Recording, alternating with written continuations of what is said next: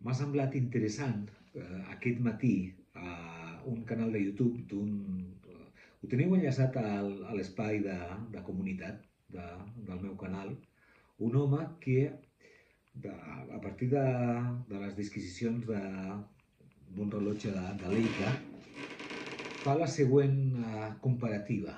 El rellotge analògic és com mirar una fotografia del iaio. Dius, mira, el iaio. Tan aviat ho mires, és mira el iaio, mira l'hora, de la mateixa manera. Ara bé, un rellotge digital és com mirar és com llegir el nom del iaio a un paper. No sé què, no sé quantos. El nom del iaio i el cognom. Doncs mirar el digital has de llegir, no d'un cop d'ull veus el iaio com amb la foto.